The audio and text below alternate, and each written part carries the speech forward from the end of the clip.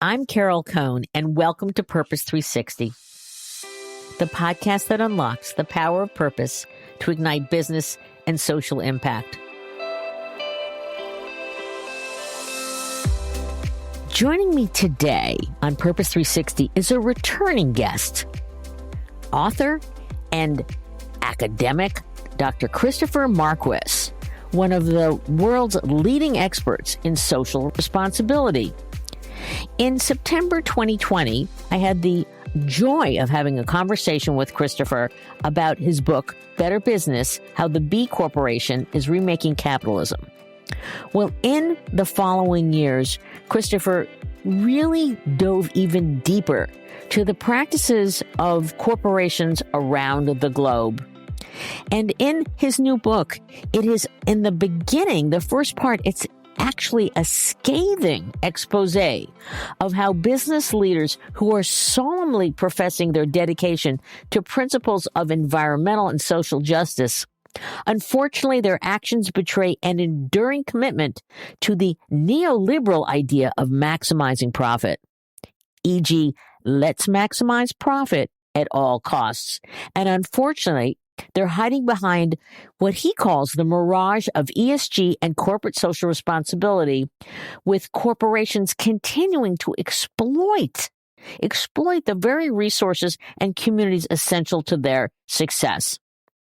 But the book is not all gloom and doom, because it turns then in its third section to who are the ripples of change? Who are those companies that have new models, that have purpose at their center, and that they are truly making innovations in products and services and programs that are incredibly exciting.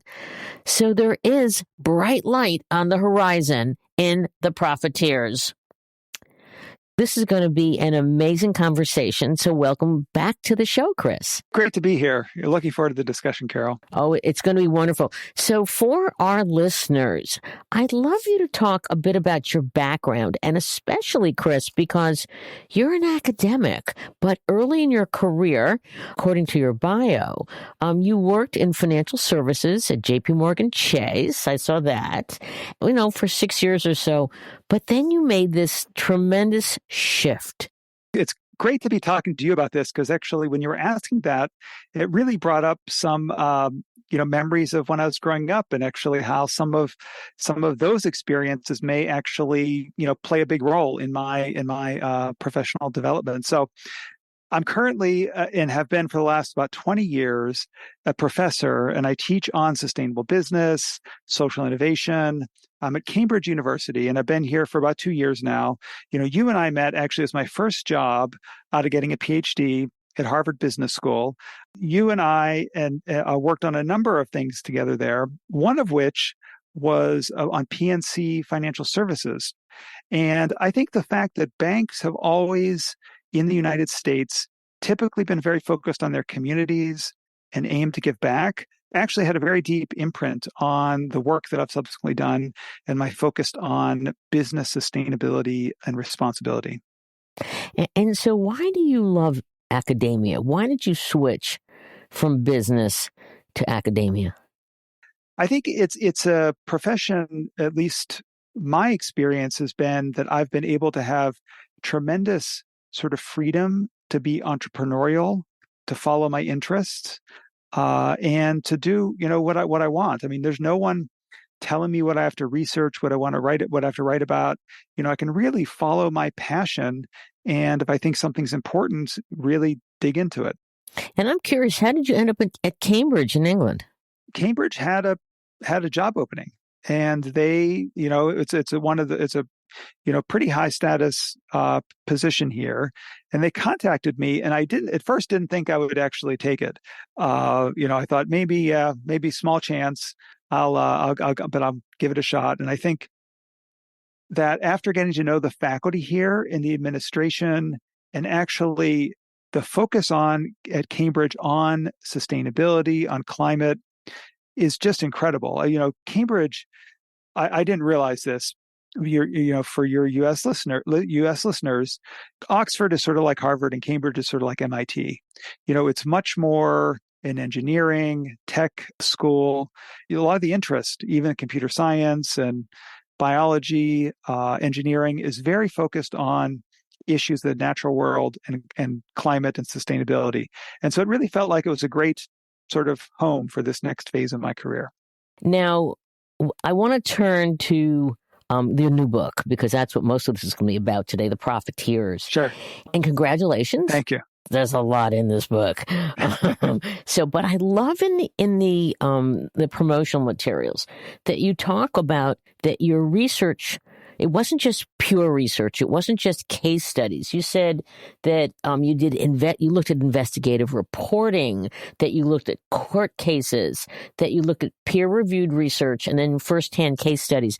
So talk about the genesis of this book. Something gave you an itch. You did that wonderful B Corp book, on the new way of capitalism. We discussed it in 2020, September, so right during COVID. Lovely conversation.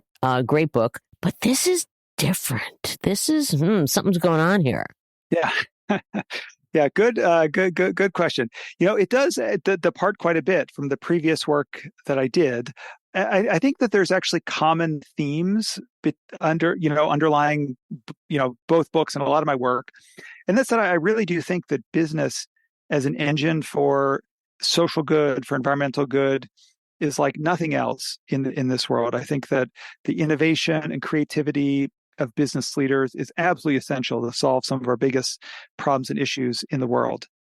But there's a lot of sort of headwinds that they face. I don't think that's the typical business is doing that. My previous book that you mentioned on the B Corp movement, called Better Business, when I was selling that to the publishers, many of them said, "Oh, it's too good of a story. People want to buy things that are a little bit more controversial and critical." And actually, know me well. I'm actually someone that really looks on the sunny side of things and is very positive. Okay. So that stuck with me.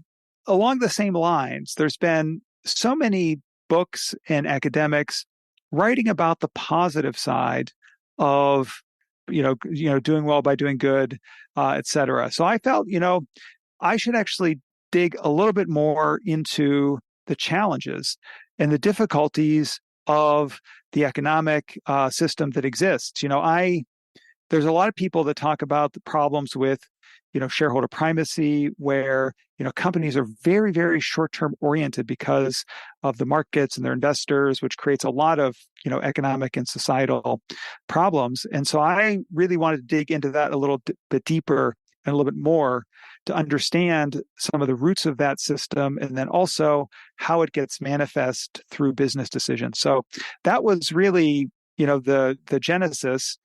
And I must say, you mentioned, that you read the book, and certainly I go into the critique in the first part, but towards the end I get much more into, areas of the future and reform, where I'm able to draw on some of that, more firsthand work that I've done with businesses, with entrepreneurs that are really trying to make a difference. So dare I say, from the dark into the light. So, yes.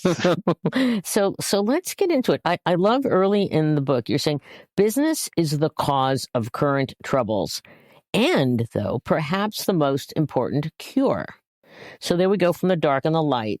But on the dark side, I love when you say this, hiding behind the mirage of ESG and CSR, and that was like a knife to my heart. Yeah. Corporations continue to exploit, obscure adverse consequences, and hide costs, or offload those costs, as you call them, externalities, to the public commons. So why don't we start out with, what is the problem that you really dive into in the first part of the book? Sure. Yeah. So this idea of externalities, I think, is where I've highlighted a lot of the focus. When companies are really under a lot of pressure for short-term earnings, if they can avoid costs, that goes right to the bottom line. So there's a lot of examples of this where companies are able to exploit externalities. So, carbon emissions is the most famous. There's talks of, pricing and markets in some areas, but in reality, that doesn't really exist yet in a widespread fashion. And so companies pollute. This has a lot of negative effects, health effects in local areas, climate change, global warming effects. One study that I saw, discussed how actually some utility, I think it was in the US, basically had to pay $10 in cost for its coal-fired processes. But there was a calculation that actually it led to $8 worth of health effects, and then another $8 or so worth of other environmental issues like relating to global warming. So really, it should be paying $26. The cost that it was, incurring in some ways were $26, but it was only paying 10 of those, and society and the environment paying other sort of 16. And this pattern actually, exists in a lot of other areas like plastic and inequality. Do have these issues where, businesses get a free lunch. Basically, I use that term in the book, and why I think this is important to highlight is that, many will say, oh, this is just, this is the way economics works. It's a neutral economics concept, externalities, or, we should have the government come in. And I think certainly some government solutions might make sense. But actually, businesses are very active, or many businesses are very active in trying to hide or push those costs onto someone else.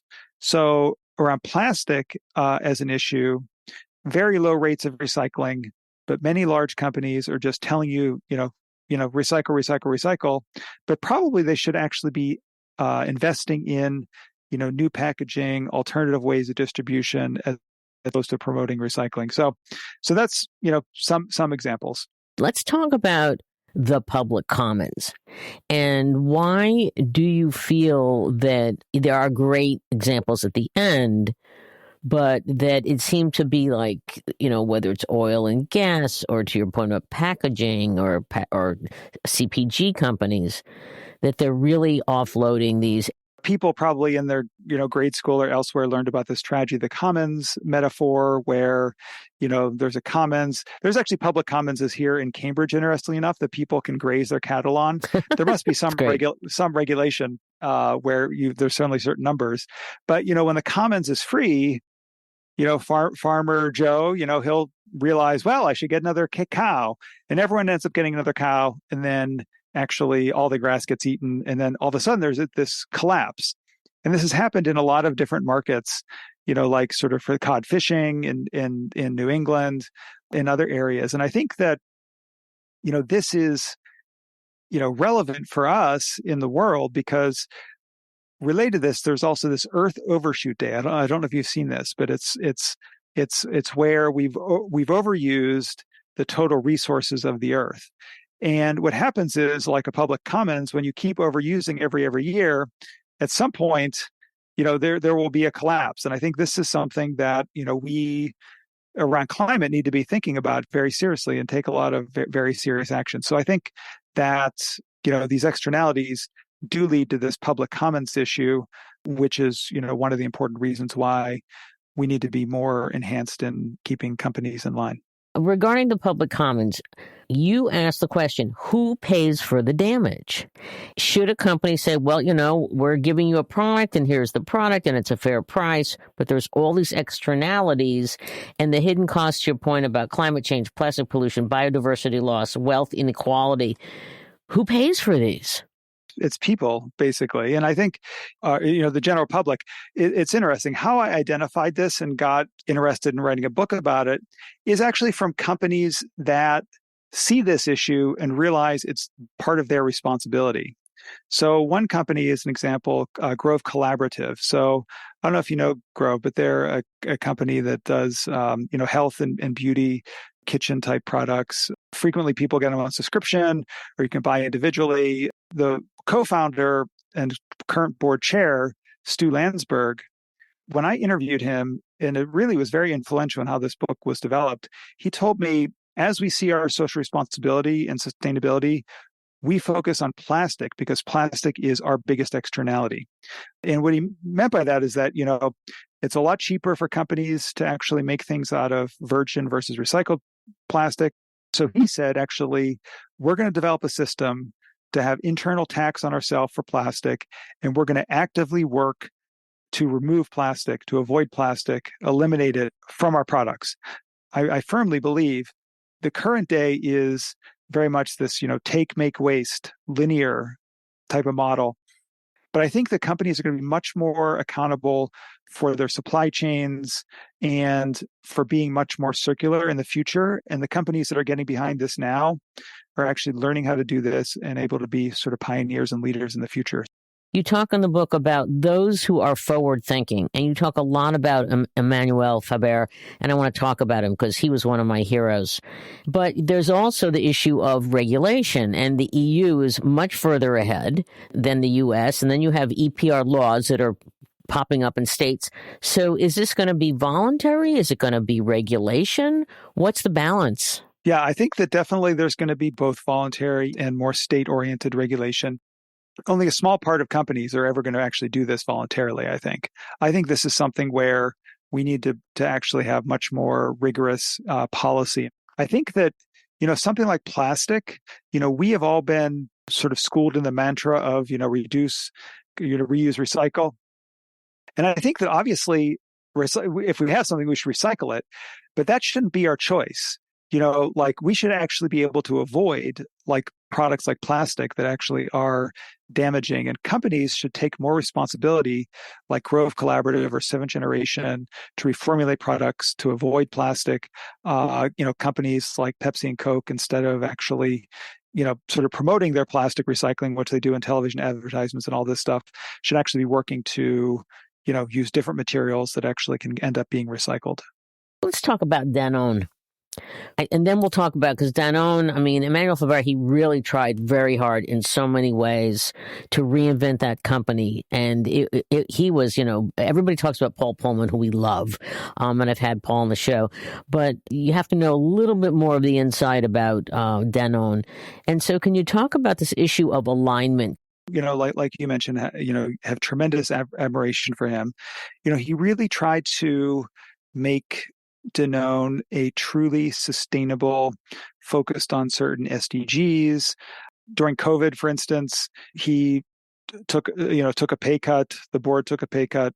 They delivered that to the farmers and to the employees. I think this idea of putting your money where your mouth is really, really important. He wanted to have a business that, existed for and gave back to all employees. So he actually turned in one of his retirement plans so that shares could be distributed to the Danone employees. So, he tried to build a business that was focused on all stakeholders at its core.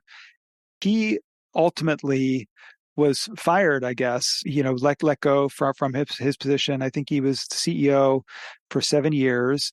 And, as you mentioned, some of the competitors had been performing better, and some activist investors, very small holders. It's sort of interesting how people that own less than 1% of shares in a company can actually make a lot of noise and lobby board members in order to get someone to step down. There's a lot of headwinds for business trying to do good and be sustainable. That if you're going to do it, you have to have the most sort of rock solid business as possible.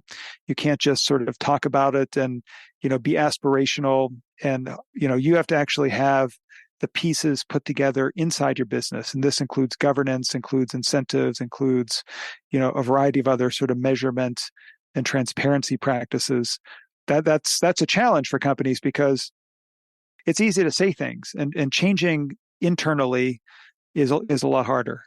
Let's talk another point you make in the book, which is about employees. And I love when someone talks about the employees. And you say, when employees become the business, they thrive, and their communities begin to thrive. And so why do you emphasize employees as a critical lever to rebalance a company's effectiveness and power with social responsibility? I appreciate you liking that. And I think that this is something that I've always been in an organizational behavior department, which frequently has human resources. I think that in the social responsibility realm, employees are an undervalued asset. There's a lot of discussion of like brand lift and what type of reputational benefit. So people look when companies are doing social responsible and sustainable activities, frequently looking outside to the sort of brand of the company is where people think to look first. But I always think that actually the values of a company and what it means to work there and the purpose is so important. I'd love you to talk about some other examples, and you talk about some that people don't know. I mean, you talk about Patagonia. So, I mean, Patagonia may be the ultimate purpose-driven company. We're here to save our home planet Earth. But talk a little bit about some others. You talk about Toast Ale or Grayston Bakery. Why do they stand out, and what are they doing that we can learn from? It's going to be maybe a future book that I do is how focusing on social innovation is like a level of creativity that is beyond what a lot of other businesses are doing. You see this situation where people think having some new app or some new I don't know, sort of online tool is like really, really creative.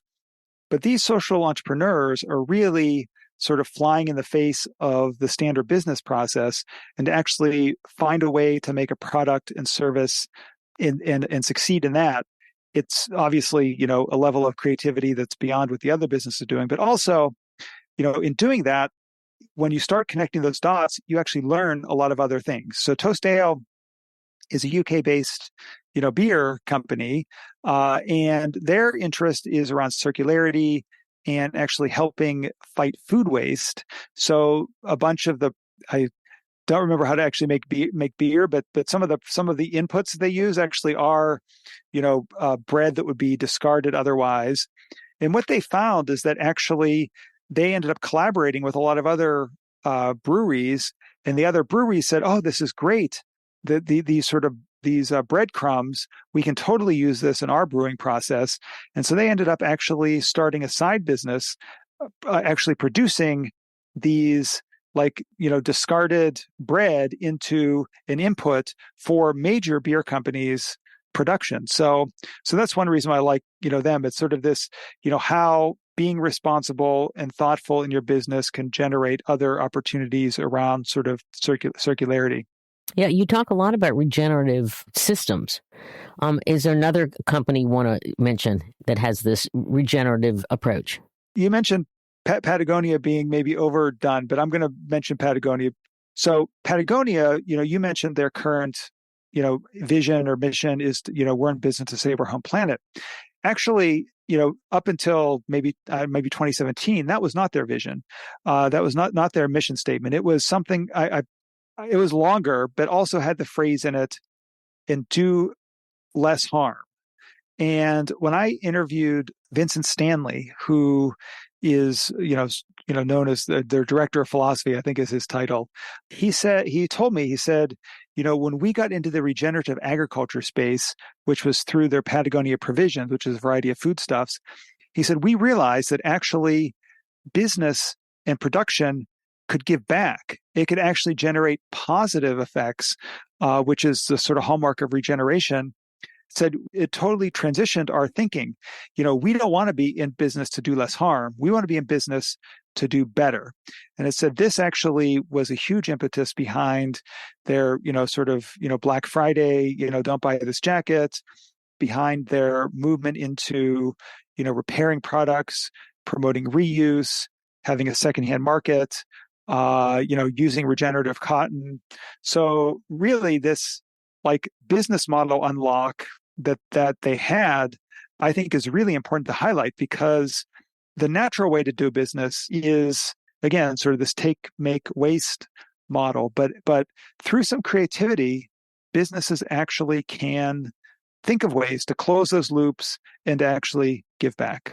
So that's a very positive approach, which you kind of go through the first two parts of the Profiteers to get to the rethinking and transformation of the entire system. So I love the way that you're really leaning into regenerative and creativity and the unlock, because I think that we work with so many companies and their employees are just dying to be unlocked to allow some new ideas. Yeah, I mean, you mentioned Grayston Baker earlier, and that's, I think, a really important one, because it's not as much about environment. It's actually much more about social equity, inequality.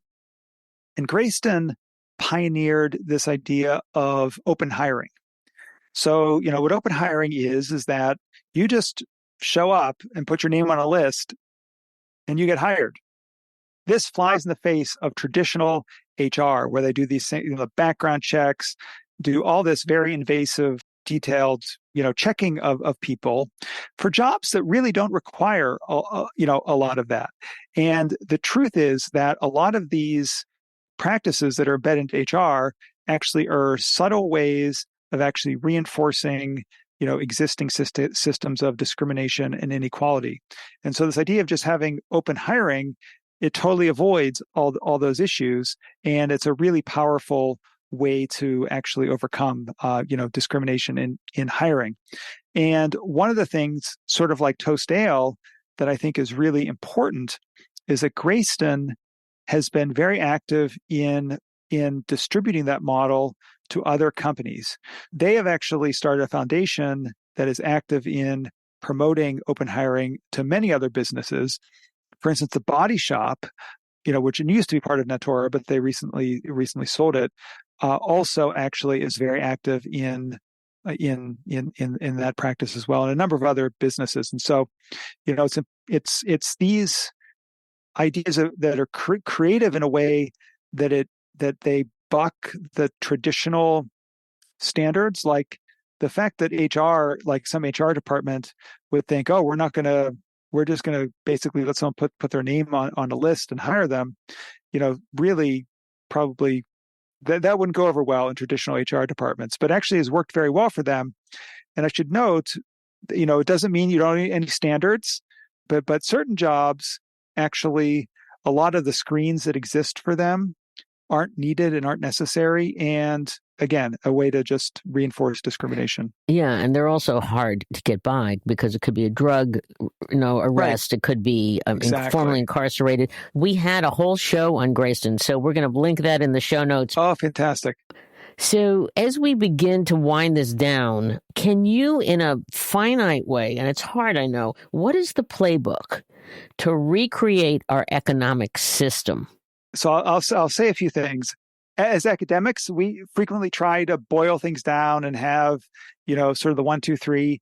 In this book, I actually, it might end up hurting the sales and my ability to talk about it, but I think that, we are dealing with systemic problems and we need systemic solutions. And systemic solutions, there's not like sort of one silver bullet. One of the quotes I have in there that I really like is from Eisenhower, the World War II general and subsequent U.S. president. And someone asked him, he was responsible for like the D-Day invasion and these massive, logistical challenges. And they said, how do you actually do those incredibly complex projects? And he said, whenever I see a project I can't do, I make it more complex.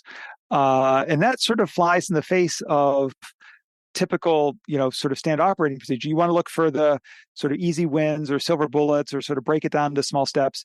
And what he said is that, if you just break things down, you won't see the big picture. That actually by making it more complex, the outlines of actually what the underlying root causes are come into view. So in the book, I talk about how, there's no silver bullets. What we need is multi-sectoral, many forces on many fronts type of thinking. This is policy. We've talked about some of this regarding, accountability policy like the EU is doing, other policy around corporate governance. We need changes in investor norms. I talk a bit in the book, we haven't had a chance to talk about it yet, about this idea of universal ownership and other types of investment practices that are focusing investors on the system, not just on individual companies. I think companies play a huge role in this, in creating innovation and new practices and new models. And I think, I'm in the business school. I spend most of my time with business, so I focus a lot of attention there. But I do think these, larger system-oriented things like the governments and investors are really important. And then finally, of course, consumers are also tremendously important to this. I think that a lot of times business, that want to avoid responsibility, sort of try to say it's the idea of sort of litter bugs and, personal carbon footprints are ideas that businesses put out in order to, sort of avoid responsibility. So I don't want to say consumers should do everything, but I do think, we all make, tons of decisions a day around what to buy, what to support, what to vote for. And I think that we should always be keeping in mind, is this company a company that's doing well by the world?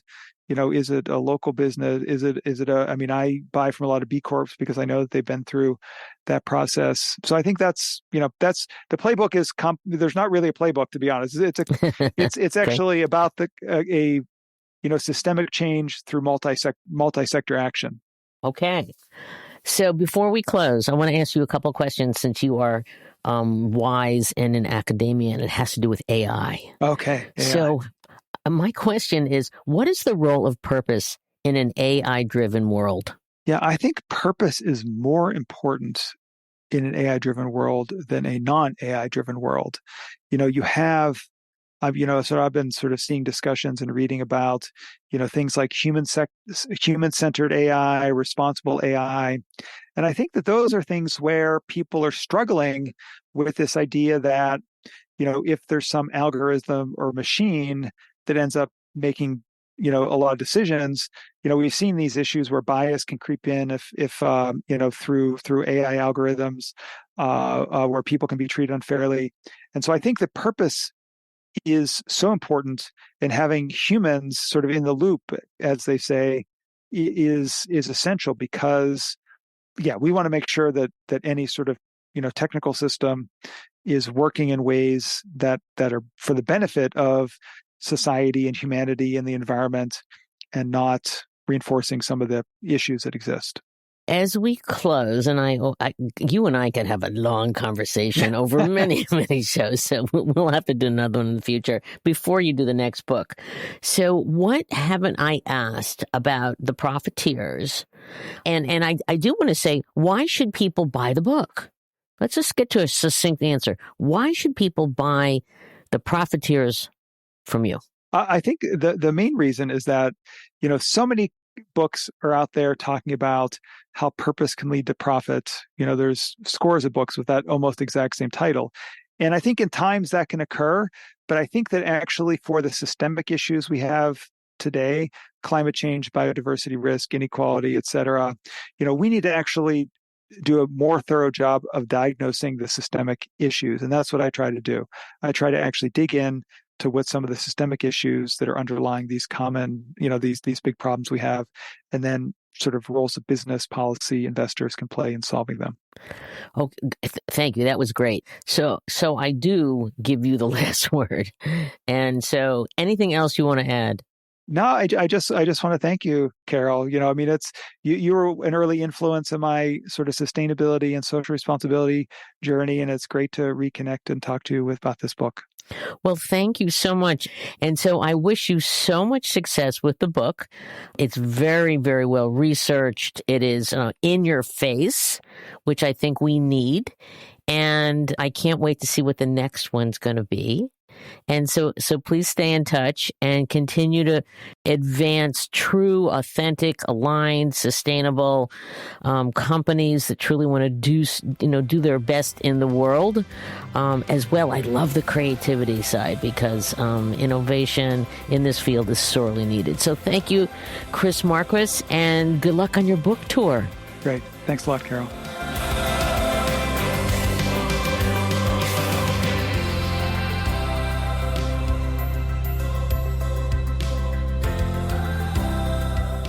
This podcast was brought to you by some amazing people, and I'd love to thank them.